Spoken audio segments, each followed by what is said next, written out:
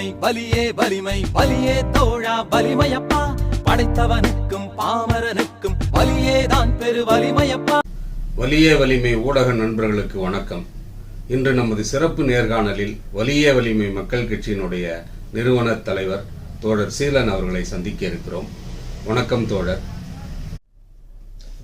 வணக்கம் தோழர் பாஸ்கர் அவர்களே. நாம் தமிழர் கட்சியினுடைய பிரச்சார பீரங்கியாக இருந்த சகோதரி காளியம்மாளை சீமான் தன் சுயநலத்திற்காக கட்சியில் இருந்து நீக்கிவிட்டார். அதை பற்றி தங்களின் கருத்து என்ன? அருமையான கேள்வி கேட்டீர்கள் தோழர். பிரச்சார பீரங்கி, அது என்ன சாதாரண பீரங்கி நினைச்சிங்களா? சகோதரிய நாம் தமிழர் கட்சியோட பிரசாரம், தேர்தல் பிரசாரம் பேசிக்கே என் சகோதரி தான். இது அந்த மேரியம்மா இருக்காங்களே நாகப்பட்டினத்தில், கிறிஸ்துவ பெத்த தாய் மாதா மேரியம்மா மாவட்டத்திலே இந்த காளியம்மாவை போய் நீங்க கேட்டீங்கன்னா தெரியும். சொல்லுவாங்க தெரியுமா, ஒரு அடையாளம், கருவில் இருக்கும் குழந்தை கூட துள்ளி குதிக்கும் என்பார்கள். அதுபோல எம் சகோதரி பெயரை சொன்னாலே, காளியம்மா நாள் என்று சொன்னாலே அது பீரங்கியை விடவும் சக்தி வாய்ந்தது. அப்படிப்பட்ட எம் சகோதரியை இந்த சீமான் அவனது சுயநலத்திற்காக, சொந்த சுயநலத்திற்காக எங்கள் அன்பு சகோதரியை, இத்தனை ஆண்டுகள் உழைத்த எங்கள் அன்பு சகோதரியை நீக்கியுள்ளார். இதனால் எங்களுக்கு இழப்பு இல்லை. அந்த கட்சியை நம்பி இருந்தார்களே மக்கள், உழைக்கும் வர்க்கம், தாய்மார்கள், அவர்களுக்கு நஷ்டம். அந்த கட்சியை உயிர் கொடுக்கும் அளவுக்கு இரவு பகலாக உழைத்து வளர்த்தார்களே அந்த தொண்டர்களுக்கு நஷ்டம். தமிழ்நாட்டு மக்களுக்கு ஒன்றும் நஷ்டம் அல்ல.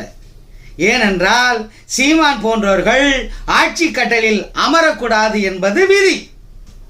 அந்த விதி சரியான நேரத்தில் அவரது தலையில் மண்ணை வாரி போட்டுக்கொண்டு எம் சகோதரி காளியம்மாளை வெளியே அனுப்பியுள்ளார்.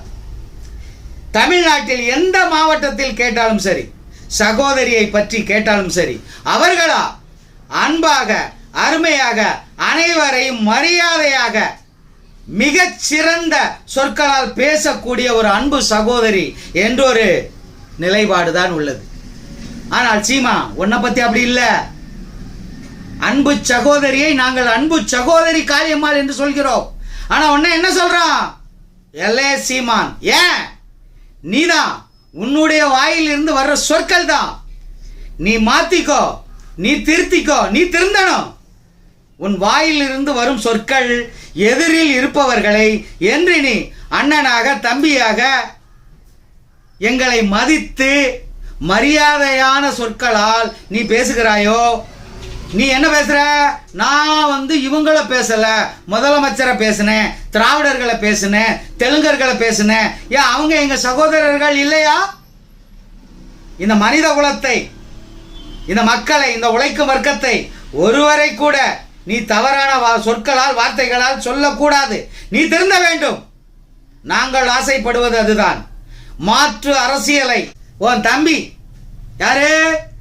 விஜய், சரியா? என் தம்பி தான் சீமா, உன் தம்பி விஜய், அவனும் அப்படித்தான். நான் மாற்று அரசியல் கொண்டு வரேன். என்னத்தான் மாற்று அரசியல்? என்னது? முத்துவேல் கருணாநிதி ஸ்டாலின் அவர்களே, இதான் மாற்று அரசியலா? ராஜ்யம் இல்லாமல் பூஜ்ஜியமாகி விடுவீர்கள், இதான் மாற்று அரசியலா? மக்களே மைனஸ் ஆக்கி விடுவார்கள். என்னடா வசனம் பேசுறீங்க? மனோகர வசனமா?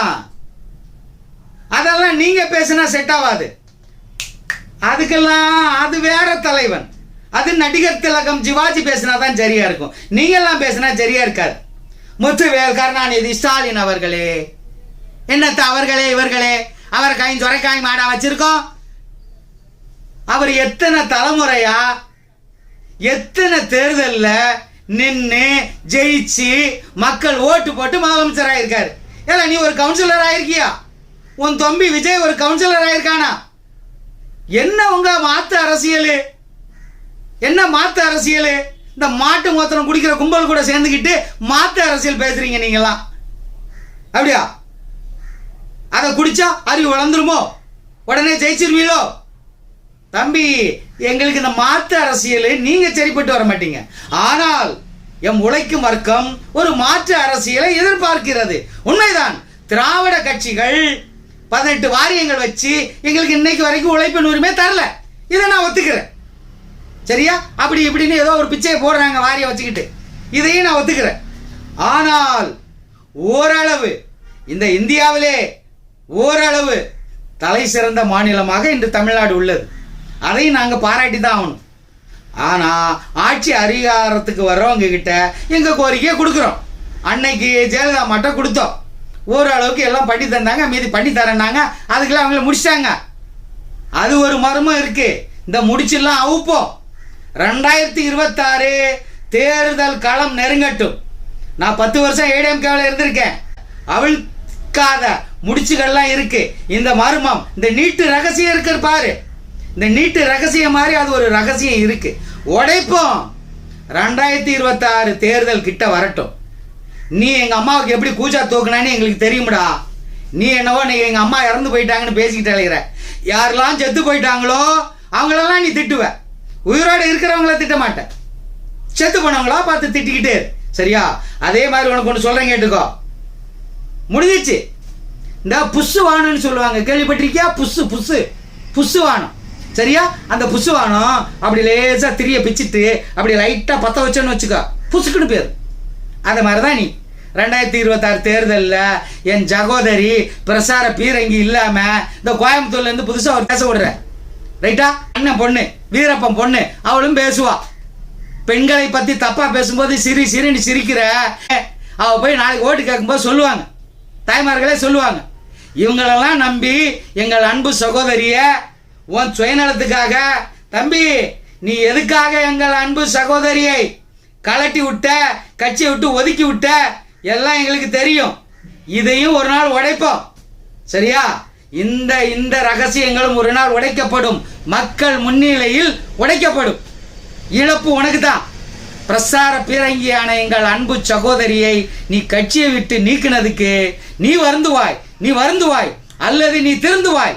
மீண்டும் நீ மன்னிப்பு கேட்டு எம் சகோதரியை சென்று பார்த்து கூப்பிட்டு நீ எம் சகோதரியை கட்சியில் இணைத்து கொண்டால் அப்பதான் நீ ஒரு சீட்டாவது 26 ஜெயிக்க வாய்ப்பு இருக்கு. இல்லைன்னா புசுவானம் தான். முடிஞ்சிச்சு. 2026 நாம் தமிழர் கட்சி புஷு வானம். அந்த வானம் இல்லை. எது? அந்த வானம் இல்லை, புஷு வானம்.